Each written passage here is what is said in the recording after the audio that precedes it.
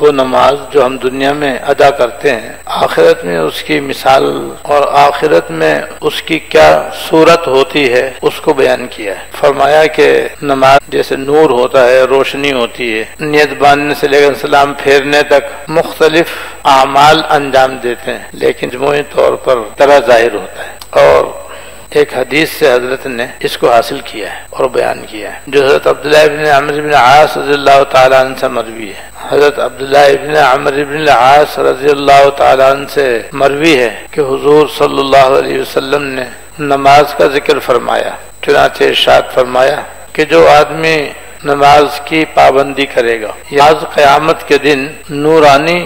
شکل میں ہوگی اور نمازی کے لیے دلیل اور برہان ہوگی۔ دلیل اس کی پابندی کوئی مشکل نہیں ہے۔ فجر کی نماز دن کے شروع میں ہے، پھر ظہر تک کا بہت بڑا فاصلہ ہے جس میں آدمی دین و دنیا کے بہت سے کام انجام دیتا ہے، پھر ظہر کی نماز آ جاتی ہے، وہ بھی مختصر سی ہے، اس کے ادا کرنے کے بعد عصر تک پھر ایک لمبا وقفہ ہے جس میں دین و دنیا کے بہت سے کام آدمی بآسانی کرتا ہے، پھر عصر کا نماز کے وقت آ جاتا ہے، عصر مغرب کے درمیان تھوڑا سا وقفہ کم ہے، پھر مغرب کے بھی کاروباری بھی غیر کاروباری بھی سب آرام سے کر لیتے ہیں، کوئی دشواری پیش نہیں آتی۔ اس کے بعد پھر عشاء کا وقت آ جاتا ہے۔ اب عشاء کے بعد آئی رات درمیان میں وقفہ ہی وقفہ ہے، عشاء کے وقت سے لے کر صبح صادق تک درمیان میں کوئی نماز فرض نہیں ہے۔ نفل نمازیں تو صبح شام تک اپنے اپنے اوقات میں ہیں، تو وقفے اتنے لمبے لمبے ہیں کہ ان نمازوں کے ادا کرنے میں کوئی دشواری نہیں ہے، نہایت آسانی سے ہر آدمی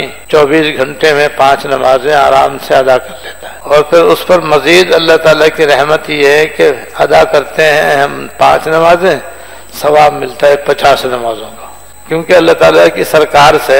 یہ بات منظور شدہ ہے، اللہ تعالیٰ کی سرکار سے یہ بات منظور شدہ ہے کہ حضور کے امتی اگر کوئی نیک عمل کریں گے تو کم سے کم 10 گنا انہیں ثواب ملے گا۔ گناہ کریں گے تو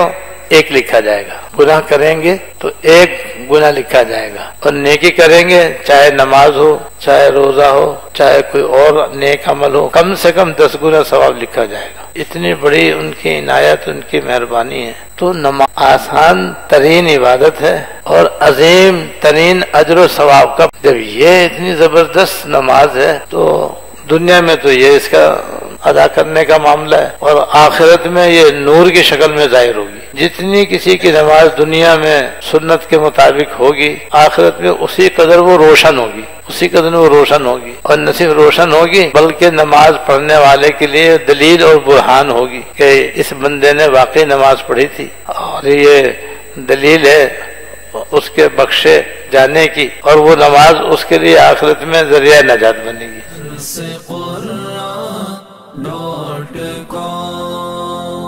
www.darsequran.com